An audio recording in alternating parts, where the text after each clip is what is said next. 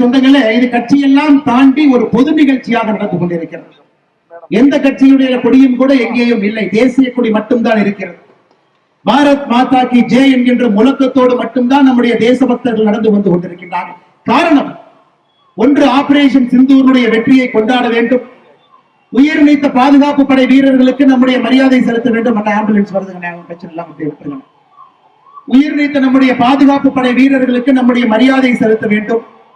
அதே நேரத்தில் அடுத்த கட்ட இந்தியர்களுக்கு, இளைஞர்களுக்கு, குழந்தைகளுக்கு, சின்ன மழலைகளுக்கு ஒரு கொடி ஊர்வலம் என்ன என்பதை காட்ட வேண்டும். பள்ளிக்கூடத்துக்கு போற குழந்தை மேலையின் மீது நம்முடைய அன்பு தலைவரோடு 3 குழந்தைகள் நின்று கொண்டிருக்கின்றார்.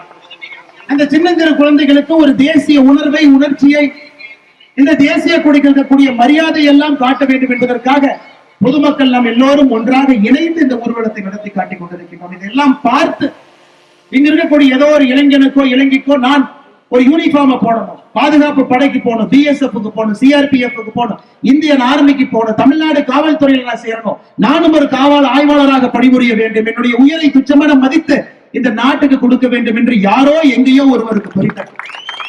அதற்காகத்தான் இது போன்ற கொடி பேரணியை நாம் நடத்துகின்றோம். அன்பு சொந்தங்கள், எல்லோரையும் அழைத்திருக்கின்றோம். எல்லாரும் வாங்க, கட்சி பேதம் எதுவும் இல்லை. எந்த கட்சியாக இருந்தாலும் தேசிய உணர்வோடு கலந்து கொள்வோம். இதிலே மதம் கிடையாது, இதுல இந்தியன் என்கின்ற உணர்வு மட்டும்தான் நம்ம இணைத்துக் கொண்டிருக்கிறோம். அப்படிப்பட்ட அற்புதமான இந்த பேரணிக்கு வருண பகவானே வழிவிட்டு பார்த்து மகிழ்ந்து சிரித்துக் கொண்டிருக்கிறார். வருண பகவானுக்கு மழை பெய்யும் இருந்தும் நமக்காக மழையை பொழிஞ்சுட்டு வெயிட் பண்ணிட்டு இருக்கார். இந்த கொடி ஊர்வலத்தை நீ நடத்த வேண்டும் என்று அப்படிப்பட்ட கொடி ஊர்வலம் நடந்து கொண்டிருக்கிறது. நிறைய நண்பர்கள் கேட்கிறாங்க, ஆபரேஷன் சிந்தூர் எதற்காக நாம செய்யணும், எதற்காக தேவைப்பட்டது? இது போன்ற நிகழ்ச்சி மூலமாக அதையும் உங்களிடம் எடுத்து சொல்ல வேண்டும் என்பதற்காக இந்த நிகழ்வு நடந்து கொண்டிருக்கிறது. அன்பு சொந்தங்களே, நாம் எப்பொழுதுமே பாகிஸ்தான் என்கின்ற நாட்டை பிரிச்சு கொடுக்கல. முகமது அலி ஜின்னா அவர்கள் இருநாட்டு கொள்கை என்று சொன்னார். இந்தியாவில் இஸ்லாமியர்கள் ஒற்றுமையாக இருக்க முடியாது, எங்களுக்கு தனி நாடு வேண்டும் என்கின்ற இருநாட்டு கொள்கை, 2 நேஷன் ஃபார்முலா முகமது அலி ஜின்னா அவங்க வச்சாங்க. எல்லோருமே ஒரு கனத்த இதயத்தோடு, நம்முடைய சொந்தங்கள் அந்த பக்கம் போகும் பொழுதும் கூட கனத்த இதயத்தோடு நாம் ஒத்துக்கொண்டோம், பிரிட்டிஷ்காரங்க ஒத்துக்கிட்டாங்க, எத்தனையோ பேர் ஒத்துக்கல. 1947 ஆகஸ்ட் 15 நமக்கு சுதந்திரம். ஒரு நாள் முன்பு பாகிஸ்தானுக்கு சுதந்திரம். 2 நாட்டை பிரிச்சாச்சு. அதன் பிறகு பக்கத்து நாட்டில் இருக்கிறவங்கள நம்ம சகோதரராக பார்த்தாலும் கூட 1947 பிரச்சனை மேல் பிரச்சனை செய்து கொண்டிருக்கிறார். 1948 யுத்தம் பார்த்தீங்க, மிகப்பெரிய யுத்தம். அது ஐநா சபையில போய் அப்பவே அந்த யுத்தம் நிறுத்தப்பட்டது. நேரு அவங்க ஐநா சபைக்கு போனாங்க. அப்பவே காஷ்மீர்ல 72,000 சதுர கிலோமீட்டர் பாகிஸ்தான் அவர்கள் பிடித்து வைத்துக் கொண்டார். மொத்தமாக காஷ்மீரை பொறுத்தவரை 2,22,000 சதுர கிலோமீட்டர், 72,000 சதுர கிலோமீட்டர் பாகிஸ்தான் பிடிச்சு வச்சுக்கிட்டாங்க. அப்பிருந்து ஆரம்பித்த பிரச்சனை இன்னும் நடந்து கொண்டிருக்கிறது. நாம் எங்கேயும் கூட பாகிஸ்தான்ல இருக்கக்கூடிய ஒரு அப்பாவியை யாரும் கூட இந்தியாவிலிருந்து எந்த பிரச்சனை ஏற்படுத்தல. முதல் யுத்தம் 1948, இரண்டாவது யுத்தம் 1965, மூன்றாவது யுத்தம் 1971, நான்காவது 1998, 99. தொடர்ந்து யுத்தமாக நடத்தி கொண்டிருக்கின்றார்கள். நம்முடைய மக்களை படுகொலை செய்து கொண்டிருக்கின்றார்கள். காஷ்மீர்ல தீவிரவாதத்தை வளர்க்கிறார். பக்கத்து நாடாக இருந்து, நம்முடைய சகோதர நாடாக இருந்தும் கூட எல்லை கடந்த பிரச்சனைகளை தொடர்ந்து பாகிஸ்தான் கொடுத்துக் கொண்டிருக்கின்றார். எத்தனை முறை அவர்களுக்கு நாம் புத்தி கற்பித்தாலும் கூட அவர்களுக்கு தெரியவில்லை. இந்த ஆண்டு ஏப்ரல் 22 காஷ்மீர்ல பெகல்காம் அப்படிங்கிற இடத்துல நம்முடைய அன்பு சொந்தங்கள் எல்லோரும் அங்க போயிருக்கிறாங்க. கோடை விடுமுறை, புதிதாக திருமணமானவங்க, காஷ்மீரை இதுவரை பார்க்கவே இல்லை என்று சென்றவர்கள், இல்ல நான் முதலா வட இந்தியாவுக்கு போய் பார்க்கிறேன்னு போனவங்க, இப்படிப்பட்ட மனிதர்கள் எல்லாம் முதலா போறாங்க. எத்தனையோ பேர் கர்நாடகா, சிமோகாவில் இருந்து, ஹூப்ளியில இருந்து, கர்னூல்ல இருந்து, எல்லாம் சின்ன சின்ன ஊர்ல இருந்து கஷ்டப்பட்டு சம்பாதித்த பணத்தை எல்லாம் ஒரு சுற்றுலாவுக்காக சேமித்து வைத்து குடும்பமாக போனவங்க.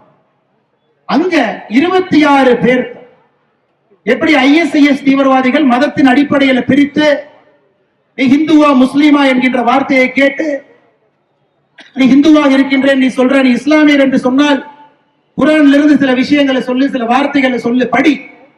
இந்த அளவுக்கு மிக கொடூரமாக நாம் அண்ணன் தம்பிகளாக வாழ்கின்றோம். இஸ்லாமியர்கள் நம்முடைய நாட்டில் எந்த பிரச்சனையும் இல்லாம அண்ணன் தம்பிகளாக வாழ்கின்றோம். ஆனா ஏப்ரல் 22 பெகல்காம்ல பட்ட பகல்ல 26 பேர் ஐஎஸ்ஐஎஸ் தீவிரவாதிகள் எப்படி சுடுவாங்களோ அமர வைத்து நெத்தி பொட்டுல தலைக்கு பின்னால் 25 இந்தியர்களை ஒரு நேபாள் 26 பேருக்கு சுட்டுக் கொண்டு விட்டு, அதுவும் ஒரு சிமோகாவை சார்ந்த அம்மா கேட்கிறாங்க, என்னுடைய கணவனை கொண்டுட்டீங்க, என்னைய மட்டும் ஏன் உயிரோடு விடுறீங்க, என்னையும் கொண்டிருக்க, என் மகனையும் கொண்டிருக்க, எங்களை மட்டும் எதற்கு உயிரோக வைக்கிறீங்கன்னு கேட்ட பொழுது ஒரு தீவிரவாதி சொல்லுகின்றான், உன் கணவனை கொன்று விட்டோம் என்று மோடியிடம் நீ சொல்வதற்காக உன்னை உயிரோடு விடுகின்றோம் என்று. நம்முடைய இந்திய பாதுகாப்பு படை, நம்முடைய முப்படைகள் ஒன்றாக இணைந்து ஆபரேஷன் சிந்தூர் என்பதை உருவாக்கி முதலாக பாகிஸ்தானில் இருக்கக்கூடிய தீவிரவாதிகளுக்கு நாம் காட்டி இருக்கின்றோம், நம்மால் பாகிஸ்தானை எதுவும் செய்ய முடியும் என்பதை காட்டியிருக்கின்றோம். மே 7ஆம் தேதி அதிகாலையில நமது சர்வதேச எல்லை பகுதியில் இருந்து, இன்டர்நேஷனல் பார்டர் ஐபி சர்வதேச எல்லை பகுதியில் இருந்து மே 7ஆம் தேதி காலையில 100 கிலோமீட்டர் தாண்டி பாகிஸ்தான் எல்லைக்குள்ள 100 கிலோமீட்டர் தாண்டி, யோசிச்சு பாருங்க, 100 கிலோமீட்டர் எல்லையிலிருந்து எவ்வளவு தூரம் நீங்க யோசிச்சு பாருங்க. 100 கிலோமீட்டர் தாண்டி பகவல்பூர் என்கின்ற இடத்துல லஷ்கர்-இ தொய்பா தீவிரவாதத்தினுடைய தலைமை இடமாக இருக்கக்கூடிய பகல்பூரை அடிக்கிறது. ஹிஸ்புல் முஜாஹிதீன் அவங்களுடைய தலைவராக இருக்கக்கூடிய முருடிக்கிய ஊர் அடிக்கிறோம். 9 இடத்தை அடிக்கின்றோம். அன்னைக்கே நாம சொல்றோம், எங்களுடைய நோக்கம் தீவிரவாதத்தை அழிப்பது மட்டும்தான், அப்பாவி பொதுமக்களை கொல்வது எங்களுடைய நோக்கம் அல்ல. நீங்க தீவிரவாதத்தை வளர்த்து இந்திய நாட்டுக்குள்ள விட்டு காஷ்மீருக்குள்ள எங்களுடைய அப்பாவி மக்களை கொல்றீங்க. 9 இடத்துல அடித்து விட்டு தெளிவாக சொன்னோம், இது பாகிஸ்தான் மக்களின் மீது நடத்தப்படுகின்ற தாக்குதல் அல்ல, பாகிஸ்தான் தீவிரவாதிகளுக்கு புகலிடமாக இருக்கக்கூடிய 9 இடத்தை அடித்திருக்கின்றோம். புத்தி தெளிந்து கொள்ளுங்கள், மறுபடியும் இது போல் செய்யாதீர்கள் என்பதை மோடி மிக தெளிவாக சொன்னார். அதன் பிறகு பாகிஸ்தான் அதற்கு பழிக்கு பழி தீர்ப்பதற்காக மே 7ஆம் தேதி இரவு 8ஆம் தேதி அதிகாலையில நம்முடைய பொதுமக்கள் இருக்கக்கூடிய பகுதி, குறிப்பாக புஞ்ச் பகுதி, காஷ்மீர், பஞ்சாப் பகுதி, ராஜஸ்தான் போன்ற எல்லையோர கிராமங்களை, அங்க இருக்கக்கூடிய அப்பாவி பொதுமக்களை நேரடியாக அங்கிருந்து தாக்குதல் நடத்த ஆரம்பித்தார்கள். அன்று மட்டுமே 16 இந்தியர்கள் தன்னுடைய உயிரை விட்டார்கள், இந்த பாதுகாப்பு படை வீரர்கள் உட்பட. இதுல பாருங்க, மேஜர் அளவில் இருக்கக்கூடிய அதிகாரிகள், அவங்கள மேஜர் ரேங்க், கேப்டன், மேஜர், மிக உயர் அதிகாரிகள், அசிஸ்டன்ட் சப் இன்ஸ்பெக்டர், ரைபிள்மேன், ஆர்மி கோர்ல வேலை பார்க்கக்கூடிய மருத்துவர், மருத்துவ உதவியாளர் 5 பேர். இவங்க எல்லாமே அப்பாவிகளை எந்தவித காரணமும் இல்லாம ஷெல்லிங் செய்து பார்டர்ல கொண்டாங்க. அதன் பிறகு மறுபடியும் நாம் பாகிஸ்தானுக்கு சொல்றோம், நாங்க ஒரு படி மேல போக போறோம். முதல்ல 100 கிலோமீட்டர் தாண்டி பகவல்பூர் என்பதை அடித்து காட்டினோம். இன்னைக்கு ராவல்பிண்டிக்கும் கராச்சிக்கு வரப்போறோம். உங்களுடைய விமானப்படையினுடைய தளத்தை நாங்கள் அடிக்க போகிறோம். உங்களுடைய ரன்வே என்ன இருக்கோ அதை அடிப்போம். உங்களால விமானத்தை டேக் ஆஃப் பண்ண முடியாது. உங்களுடைய விமானத்தை நாம் சேதாரப்படுத்துவோம். அன்னைக்கும் நாம் சொல்றோம், நம்முடைய தாக்குதல் என்பது பாகிஸ்தான்ல இருக்கக்கூடிய அப்பாவிகள் மேல் கிடையாது.